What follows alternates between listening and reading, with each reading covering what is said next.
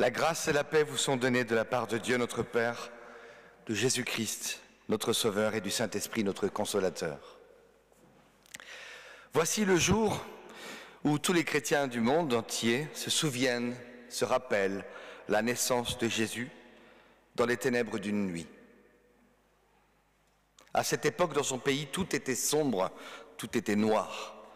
C'est en ces temps de ténèbres que Jésus a grandi et qu'il est devenu pour beaucoup d'êtres humains la lumière. Tout d'abord pour ceux de son peuple, le peuple juif, puis pour les hommes et les femmes innombrables dans le monde entier. Nous le savons bien, l'obscurité demeure, sans cesse. Des réactions, des actes que nous remarquons en nous-mêmes, chez celles et ceux qui nous sont proches ou chez les inconnus, nous paraissent incompréhensibles et obscures. Les obscurités demeurent. Notre vie, elle aussi souvent pleine d'obscurité, mais grâce à Jésus, nous avons trouvé nous aussi une orientation, une aide. Nous espérons qu'il nous conduira vers la clarté, qui nous aidera à nous comprendre les uns les autres, comme nous voulons le faire, éclairés par toutes ces lumières de Noël. Voici l'espérance de Noël. Nous marchons ensemble à la suite de Jésus vers la lumière. Plus nous nous reconnaissons comme famille de Dieu, plus la vie devient claire pour nous tous et nous toutes. Nous en avons tous fait l'expérience, je l'espère. Alors chantons ensemble ce peuple que nous sommes, un peuple fidèle.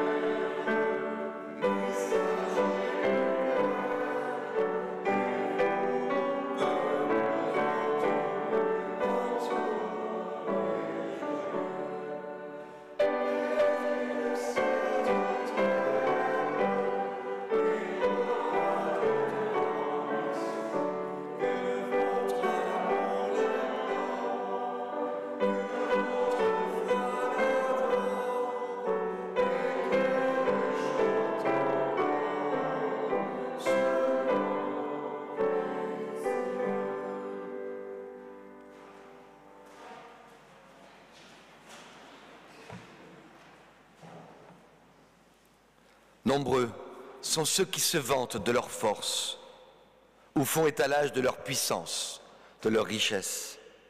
Nombreux ceux que les souffrances qu'ils infligent aux autres laissent indifférents. Nombreux celles et ceux qui veulent posséder toujours davantage et qui ne se soucient ni des pauvres ni des faibles.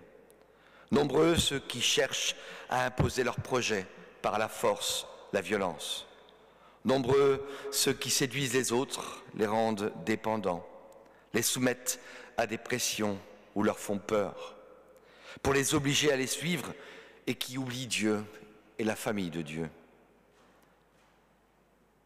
À l'époque de la naissance de Jésus, c'était l'empereur de Rome qui agissait ainsi. À l'époque de nos grands-parents, c'est le pouvoir hitlérien. À l'époque de nos parents, c'est le pouvoir de la croissance, la course à l'armement, à la puissance économique, à la puissance militaire. Hier, c'est le pouvoir de l'économie, la mondialisation ou le marché mondial. Aujourd'hui, c'est le pouvoir d'achat, alimenté par les riches et les nantis, qui nous font oublier bien souvent que nous faisons partie des amis de Jésus. Aujourd'hui, nous fêtons Noël. Nous allons le fêter ensemble par des lectures et des chants. Chaque année, nous renouvelons ce rite pour nous souvenir. Noël, cette fête des Lumières, fête de la lumière venue en ce monde, ces lumières qui nous rappellent aussi combien notre vie paraît parfois bien sombre, combien notre monde est dans l'obscurité, courant avec des plaisirs futiles et oppressants. Mais ne fixons pas nos regards sur les ténèbres. Aujourd'hui, plus que jamais, concentrons-nous sur la lumière. Cette lumière qui est le rappel de la venue de la lumière, qui est venue pour briller sur notre monde, pour celui qui veut bien se concentrer son regard sur elle, que notre vie en soit illuminée. Aujourd'hui, le roi des cieux, au milieu de la nuit, a voulu naître chez nous par la Vierge Marie.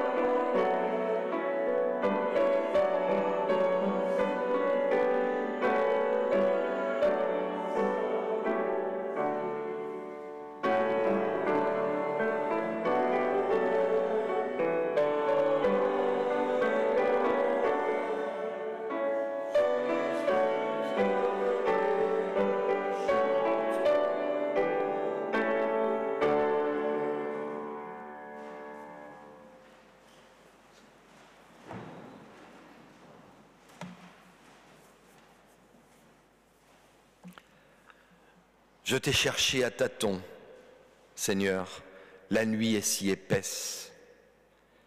J'ai erré de colline en vallon, de morte saison en morte saison, dans l'espoir fou d'un face-à-face avec toi. J'ai crié, prié, compté sur toi plus que les gardes n'attendent l'aurore. Mais tu étais au ciel et je restais seul. Je t'ai cherché à tâtons, Seigneur, la nuit est si épaisse. J'ai cru parfois, en un instant de grâce, voir ton visage resplendir sur un paysage, sur quelques personnes assemblées en ton nom, sur un visage humain soudain transfiguré. Mais avant même que mon cœur n'ait tressailli de joie, tu avais passé. Tu étais au ciel et je restais seul. Mais cette nuit, Seigneur, je ne te cherche plus. Penché sur les visages de ton enfant, j'ai su que tu me cherchais depuis longtemps. Je t'ai vu, face à face, en quête ardente de mon visage d'enfant, mon visage perdu dans la nuit. Que ton esprit, Seigneur, fasse de nous des anges de compassion, des messagers de bienveillance pour ceux et celles qui souffrent autour de nous. Que ton esprit en nous intercède sans relâche pour les peuples, les familles, les personnes que nous te nommons maintenant, dans un silence qui appelle pardon et bénédiction.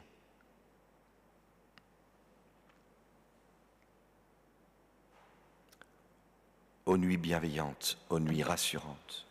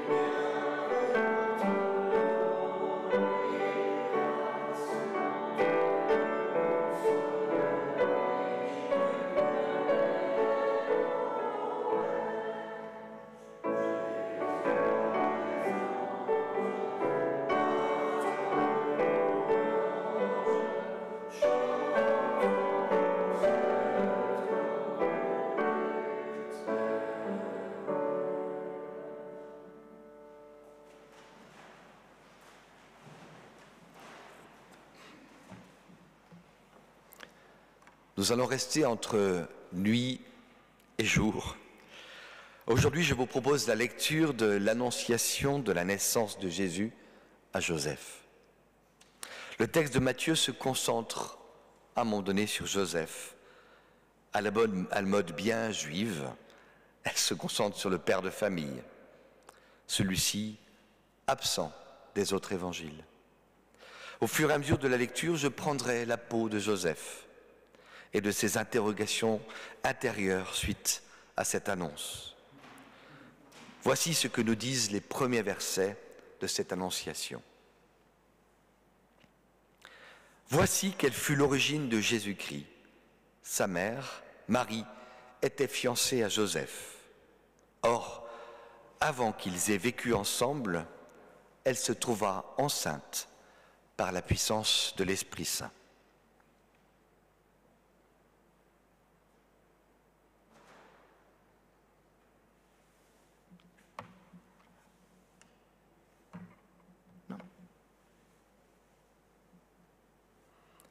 Jusque-là, je n'avais pas la moindre raison de me plaindre de Marie, ma fiancée. Elle vient d'une famille simple, de bonne réputation, des gens bien, qui vont à la synagogue, qui ont un bon métier, qui participent à la vie communale, aux fêtes habituelles. Bref, une belle famille comme on en rêve. Marie a tout d'une honnête fille, bien éduquée, serviable, intelligente, parfois rigolote, un peu coquette, juste ce qu'il faut pour me plaire, sérieuse. En tout cas, je le croyais. Mais là, la nouvelle est d'autant plus cinglante. On l'a trouvée enceinte, alors que nous ne vivons pas encore ensemble. J'en suis démoli. Quelle honte, mais quelle honte! Jamais j'aurais imaginé cela de la part de Marie. Jamais. Mais comment est-ce possible? Oh, que je lui en veux. Elle m'a berné avec sa douceur, sa gentillesse. Je suis dégoûté. C'est insupportable ce qu'elle me fait là. C'est terminé, fini, stop, suffit comme ça, hors de ma vue. Joseph, Joseph, tu t'emballes, tu pars en vrille, alors que tu l'as dans la peau, cette fille. Mais punaise, pas simple de digérer cette affaire. Quel malheur, oh quel malheur. Je voyais mon avenir assuré avec une vie sympa comme épouse, et voilà, une gifle. La gifle du siècle. C'est un truc de malade. Joseph, reprends-toi. Tiens, souviens-toi de ton héros biblique, cet homme que tu admires tant, cet autre fils de Jacob, comme toi, qui a ton nom, qui a le même nom que toi, Joseph. Tu t'es toujours dit que ce n'est pas par hasard si ton père t'a donné le même nom que cet illustre ancêtre. Alors, cet illustre ancêtre, que ferait-il à ta place? Oh, c'est bon, pas le moment, là j'en ai gros sur la patate. Laisse Joseph avec la femme de Potiphar et laisse-moi avec Marie. Toutes les mêmes. Justement, tu as toujours trouvé que Joseph était un vrai gentleman, un homme juste, comme tu voudrais en être. Tu l'as trouvé super classe avec la femme de Potiphar, à ne pas rentrer dans son jeu et ne pas la réduire à ce qu'elle attendait de lui, ne pas la réduire à une femme objet. Tu t'es toujours dit que tu aimerais avoir cette force d'esprit, de placer ton éthique personnelle au-delà de toute conséquence. C'est peut-être le moment, non? Attends, c'est pas si simple. En l'occurrence, la loi est de mon côté. Je suis en droit de la répudier publiquement pour laver mon honneur. Mais arrête, arrête, toi qui t'opposes tout le temps à ta culture, que tu trouves arriérée et violente. Toi qui défends l'amour à tout prix, la tempérance, la douceur. Tu vas te laisser aller à prôner ces vieux rites dans notre temps? Laisse-moi rire. Où elles sont tes grandes valeurs? Où sont tes rêves de renouveau et de respect? Ok, ok. Nul besoin de la jeter en pâture. Réagissons en Joseph, fils de Jacob. Réagissons en homme droit et juste. Il y a eu assez de femmes oppressées ou qui ont souffert dans l'histoire de ma famille. Tamar, violentée par Judas, son beau-père, Rahab, la prostituée, Ruth, la Moabite, et même Bathsheba, la femme d'Uri, et mère de Salomon, prise de force par David. Soyons plus nobles que nos illustres ancêtres. Mais que faire? Surtout que je l'aime encore, cette chère Marie. Mais si elle me ruine la tête? Que penserais-tu de faire les choses en douceur, juste entre toi et sa famille, sans heurts et sans bruit? Ce sera déjà bien difficile pour elle d'élever un enfant seul. Sa réputation est déjà brisée, nul besoin d'en ajouter. La répudier, c'est juste une histoire d'honneur et d'orgueil bien masculin. Tu la laisses aller libre sans en rajouter, sans l'abaisser davantage, sans faire de drame. D'accord, d'accord. Demain, à la première heure, je vais voir son père et je lui dis que je romps simplement le contrat de mariage. Je la libère de son engagement. Qu'on règle ça entre nous, sans heurts et sans bruit. C'est bien malheureux pour cette famille, mais qu'est-ce qu'elle allait faire dans cette galère? Allez, il est temps maintenant d'aller se coucher. Demain est un autre jour, chaque jour en son temps. chaque chose en son temps. Prépare-toi à croiser le regard de cette chère Marie. Ça va te briser le cœur. Elle est si douce, si aimable. Allez, oublie et dors un bon coup.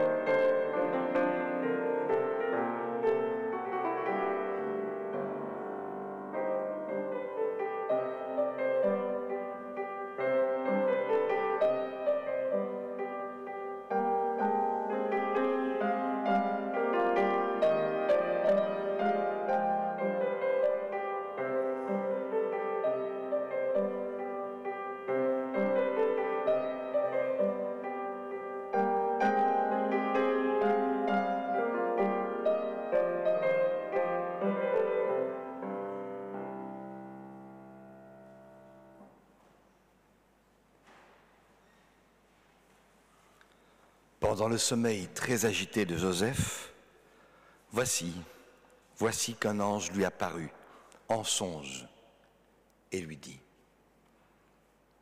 Joseph, fils de David, ne crains pas de prendre Marie ta femme avec toi. En effet, ce qui a été engendré en elle vient de l'Esprit Saint. Elle enfantera un fils que tu appelleras du nom de Jésus, car c'est lui qui sauvera son peuple de ses péchés. Tout cela arrivera afin que se réalise ce que le Seigneur avait dit par le prophète. Voici, la Vierge sera enceinte et mettra au monde un fils, qu'on appellera du nom d'Emmanuel. Ce nom signifie Dieu avec nous.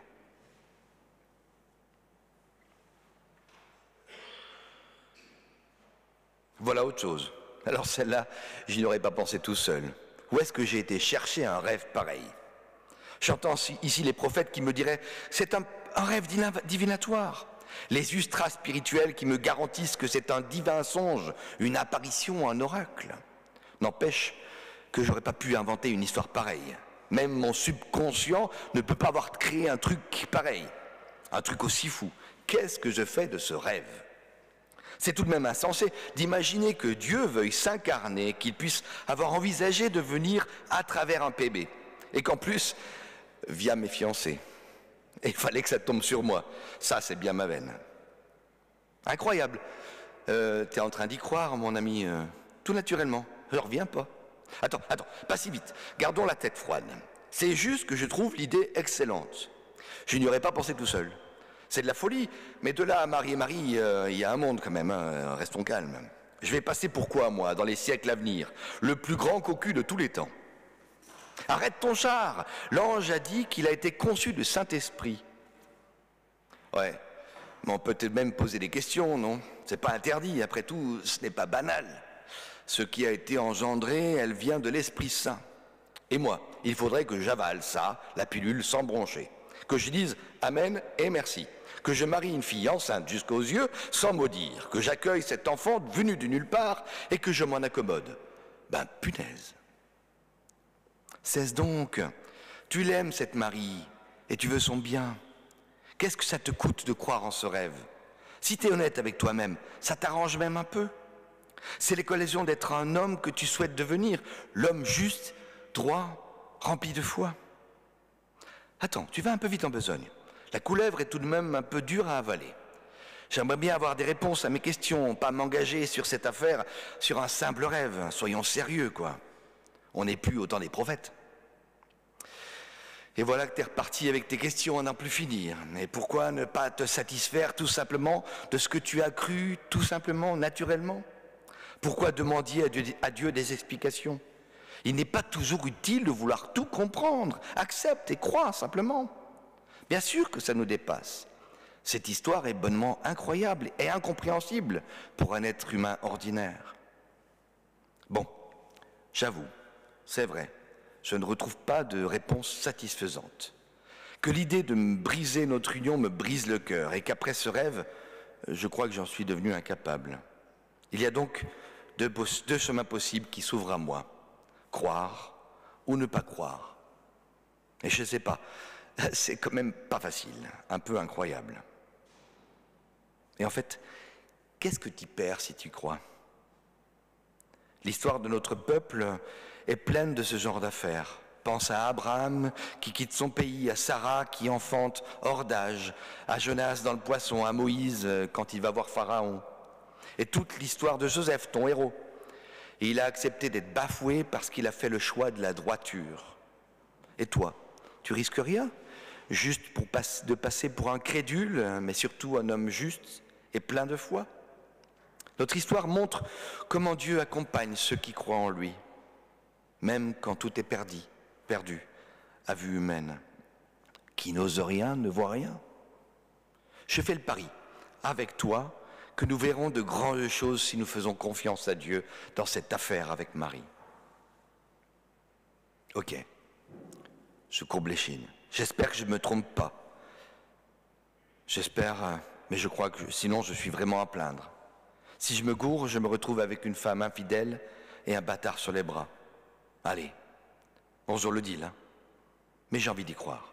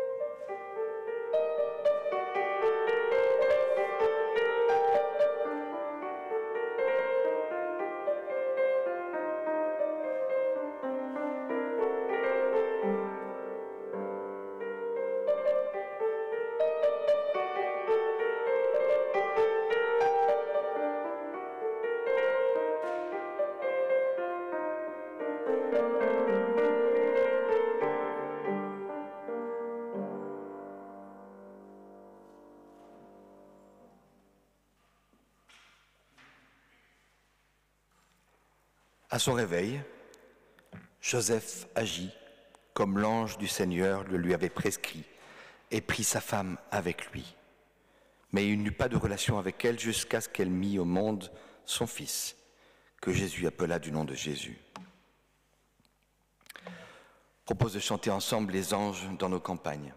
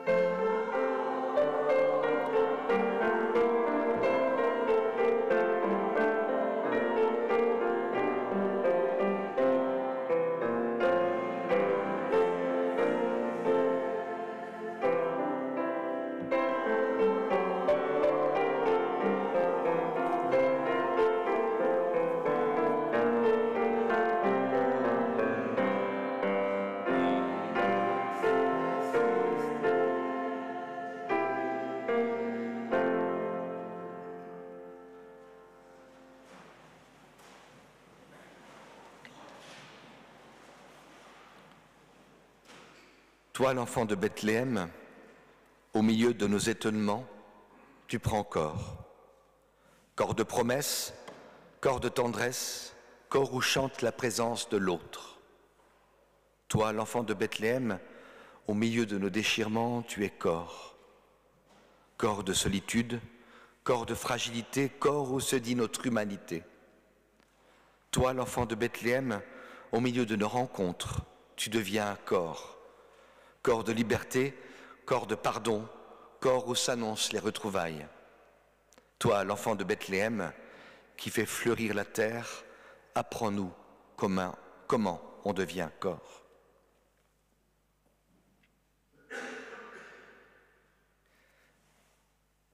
Nous connaissons tous des débats, ce genre de débat entre confiance et doute, savoir et croire, accepter nos limites et nous révolter contre elles. Nous avons tous nos propres débats intérieurs, comme Joseph. La foi se construit toujours avec le doute, à travers le doute. Elle se dégage d'un débat qui propose deux chemins, pas toujours très évidents. Il est facile de parler de volonté divine quand on connaît la fin de l'histoire. Rétrospectivement, c'est toujours très évident. Mais à un moment donné, il y a bien un acte de foi. La foi a osé donner place à la confiance. La foi a osé donner place à l'amour, à la douceur. Elle fait le pari que Dieu se tient aussi dans nos questionnements dépassés. Joseph a dit oui. Joseph a dit oui selon l'évangile de Matthieu, et Marie aussi a dit oui de son côté, d'après l'évangile de Luc. Chacun de son côté a dit oui, pour accueillir cet enfant qui dépasse leur vie et leur couple et bouscule méchamment leurs projets. Leur oui est aussi un oui à la vie, avec Dieu qui se mêle à leur histoire. C'est le consentement de se mettre au service du royaume de Dieu, malgré les surprises et les incompréhensions. Chacun d'eux a accepté d'être dérangé par l'imprévu de cet enfant, même s'il a fallu tout un cheminement à grand renfort d'anges pour y arriver. Ce qui dépasse infiniment l'être humain devient possible lorsque le projet divin rencontre la confiance humaine.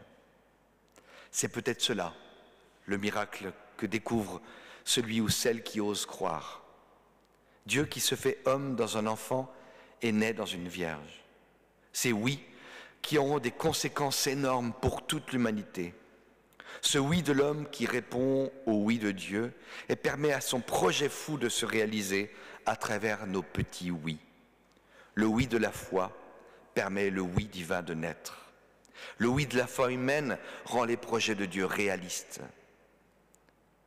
Une réalité fragile, contestée, hésitante parfois, mais une réalité perceptible, vraie, enthousiasmante pour celles et ceux qui rencontrent Dieu vivant dans leur histoire des oui. Jésus de Nazareth est un homme, né d'une femme et pourtant Dieu est aussi pleinement présent en lui, depuis le début jusqu'à la fin. Est-ce qu'il est fils de Dieu? Oui. Est-ce qu'il est fils de Marie? Oui. Est-ce qu'il est fils de Joseph? Oui. Où est le problème? C'est ici la folie du oui de la foi. Ce qui est important, c'est qu'il est le Sauveur. Il est celui qui révèle l'homme véritable à l'image de Dieu. Il est celui qui parle avec autorité de Dieu. Il est celui qui a des paroles de vie éternelle. Il est le Fils de Dieu, mort et ressuscité. Il est notre frère, notre Seigneur, notre Sauveur. Tu crois cela? Oui.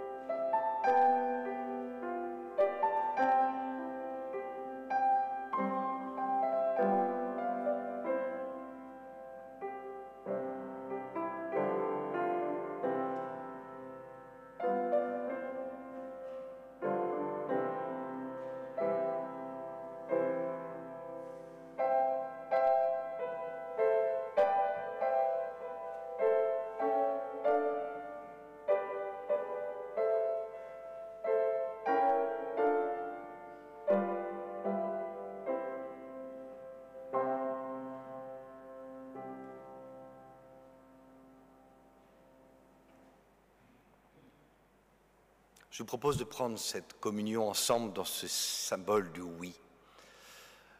Ce oui de l'homme, celui de l'humain, au oui de Dieu. Et que nous puissions prendre cette Sainte Seine ensemble dans ce signe du oui. Prions. Notre joie est de te louer, Seigneur notre Dieu, par le Christ notre Sauveur, en Jésus, né de Marie. Tu viens dans la simplicité d'une naissance ordinaire. Tu t'es fait l'un d'entre nous. Tu nous montres ton visage et nous ouvres dès maintenant le chemin du royaume. C'est pourquoi, avec les anges qui sont venus proclamer auprès de Marie, Joseph et Élisabeth, avec les anges et tous les saints, nous proclamons la gloire, ta gloire, en chantant « Saint, Saint, Saint est le Seigneur ».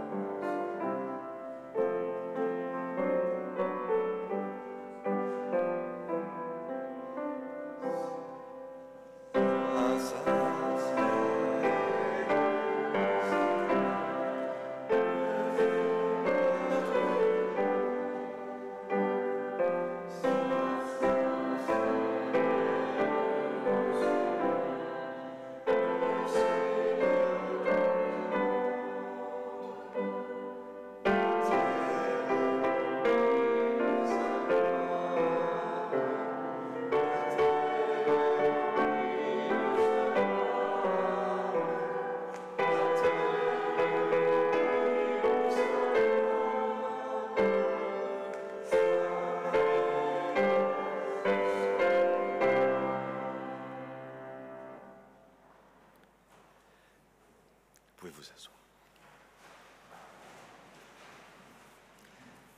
Béni soit celui qui est venu en ton nom, Dieu notre Père. Il a pris notre chair avec sa fragilité pour nous donner part à ton esprit et inaugurer notre naissance à la vie nouvelle. Envoie l'esprit de sainteté pour faire de ce pain et de ce vin ce que Jésus, ton Fils, nous a dit lorsqu'il célébra la Pâque avec ses disciples. En effet, la nuit où il fut livré, le Seigneur prit le pain et rendant grâce, il le rompit et donna à ses disciples en disant « Prenez, ceci est mon corps donné pour vous. Faites ceci en mémoire de moi. » De même, après le repas, il prit la coupe en rendant grâce et le donna à ses disciples en disant « Buvez-en tous, car ceci est la coupe de mon sang, le sang de l'alliance nouvelle et éternelle versé pour vous et pour la multitude en rémission des péchés. Vous ferez cela en mémoire de moi.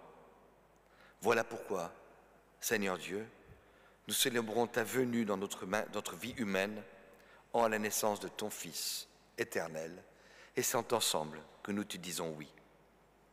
Il s'est fait l'un de nous, jusqu'à prendre sur lui la malédiction de notre mort, mais il a transformé par amour en un chemin de bénédiction vers la vie. Entré dans la gloire, il intercède pour nous auprès de toi.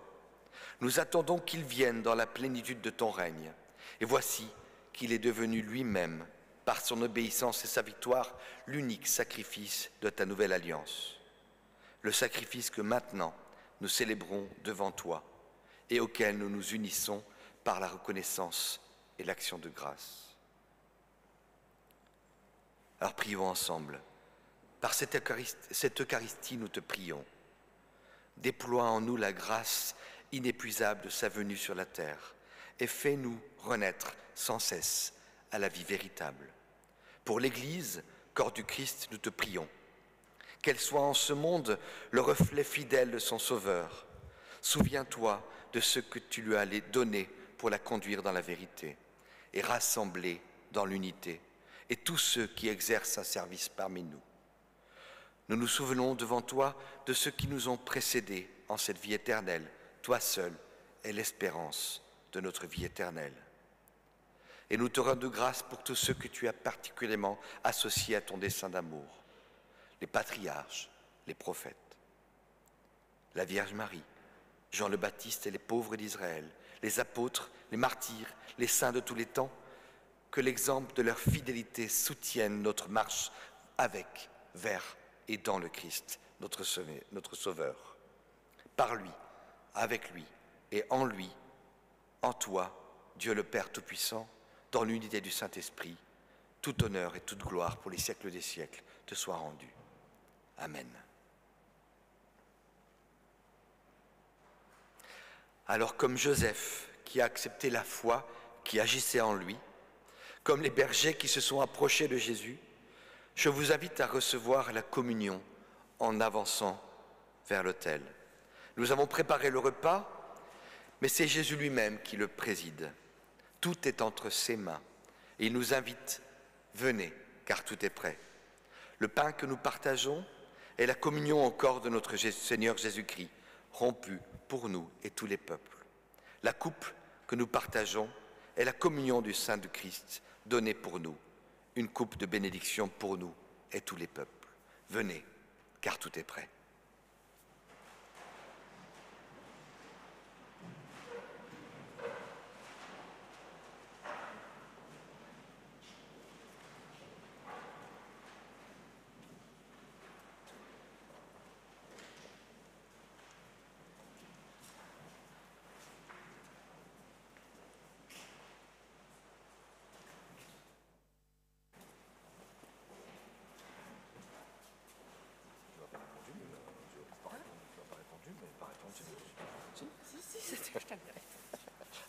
Autant pour moi. Oui, j'ai dit les choses avant. J'aurais dû faire un point, mais j'ai dit les choses avant, donc c'est pas grave.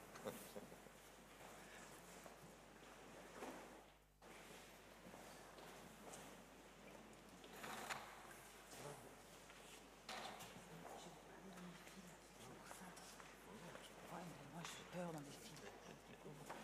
Voilà, comme ça. Ça va.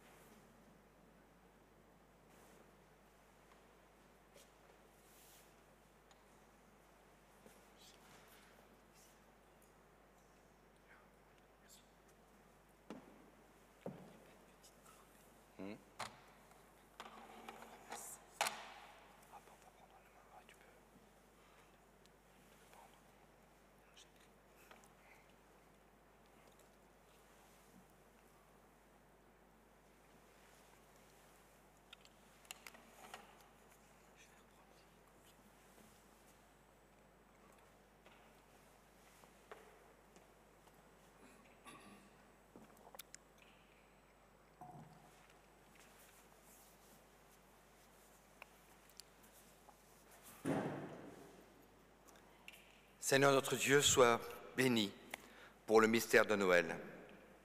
Ce mystère qui se déploie sous nos yeux en ce jour. Sois béni pour ton Fils bien-aimé qui prend notre condition humaine pour nous conduire à toi.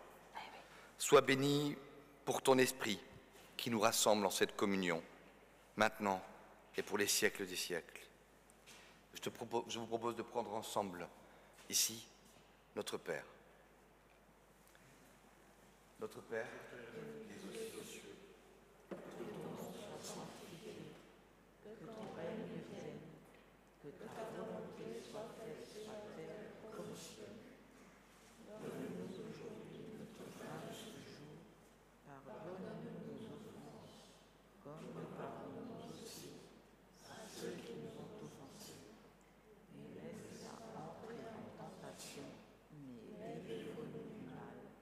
Car c'est à toi qu'appartiennent le règne, la puissance et la gloire, pour les siècles des siècles. Amen. merci. Je vous encourage à reprendre place. Merci.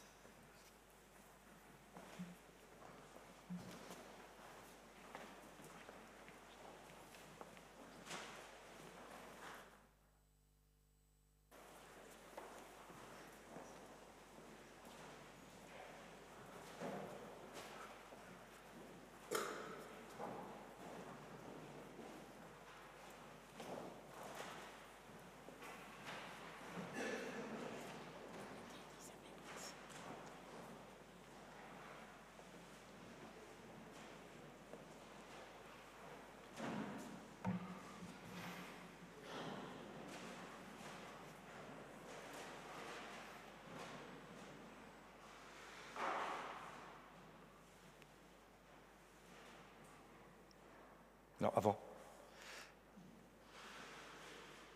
C'est le texte de Suzanne Schell. Ô Dieu, tourne notre regard, nos regards. Merci. Ô Dieu, tourne nos regards vers les êtres sans parole, vers les innocents sans voix. Inscris au profond de nous le respect pour tous les êtres humains et garde vivant en nous le sentiment de leur dignité. Au cœur des peuples déchirés, fais grandir la lueur d'un horizon nouveau.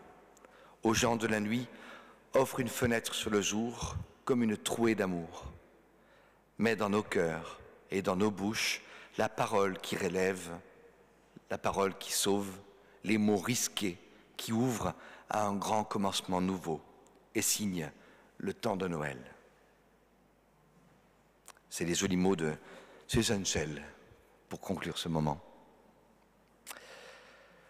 Avant de faire un dernier chant ensemble pendant lequel se passera l'offrande que je vous propose de porter comme une louange.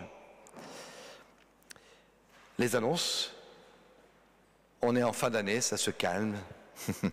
Le culte de dimanche prochain, le 29 décembre, dimanche, je disais bon dimanche tout à l'heure en arrivant, mais nous sommes mercredi. Donc il y aura un dimanche encore dans la semaine. C'est la semaine des 4 dimanches. Donc dimanche 29 décembre, culte ici à 10h. Et le prochain culte après, le culte du dimanche 5 janvier. Donc pour ma part, je vous dis à l'année prochaine. Bonne année, passez de bonnes fêtes. Le dimanche 5 janvier sera un culte avec Agapé. Alors prenons ensemble, en dernier chant, il est né le divin enfant. Jouez au bois, résonnez musette.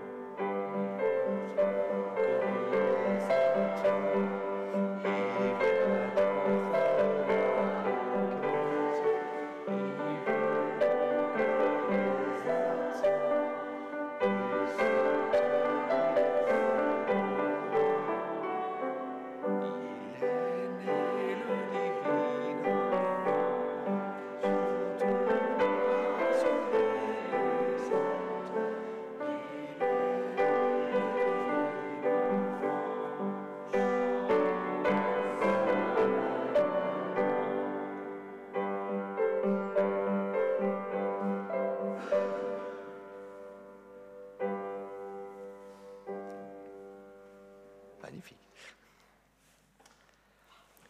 Vous pouvez vous installer. Avant la bénédiction, j'aime bien finir avec un envoi, comme un petit moment de conclusion de ce temps.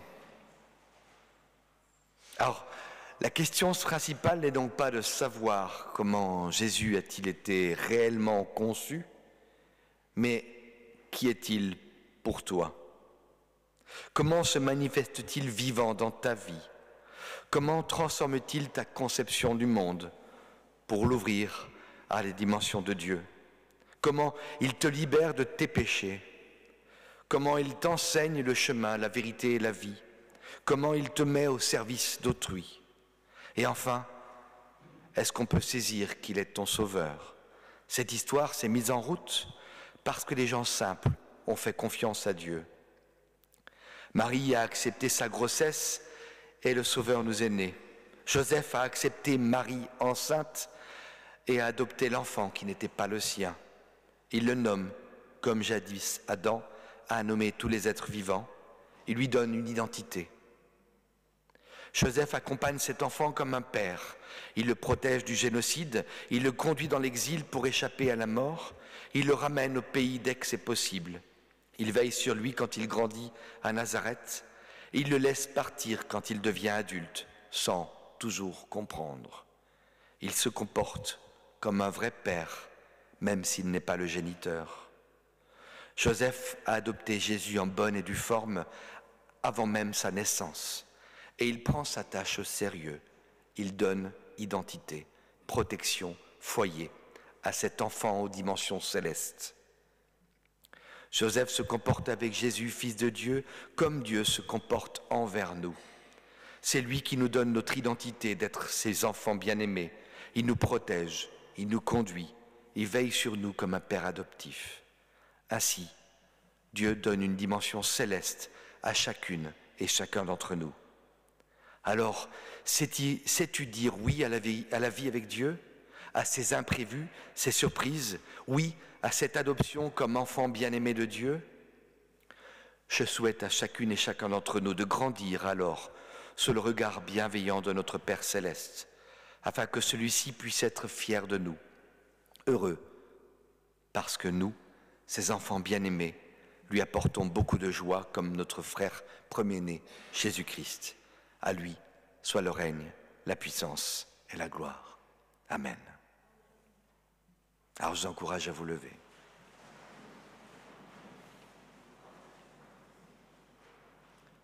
Tu es de tous nos voyages, tu es sur notre grande route et nos chemins de traverse, sur nos terres ensoleillées et dans les bas-fonds obscurs, présent à toutes nos aurores et à tous nos crépuscules.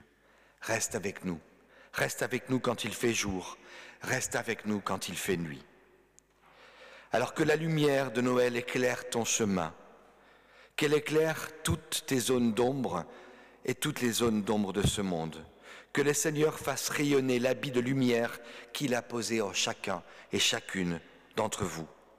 Le Seigneur est avec toi chaque jour de ta vie. Que le Seigneur te bénisse. Amen.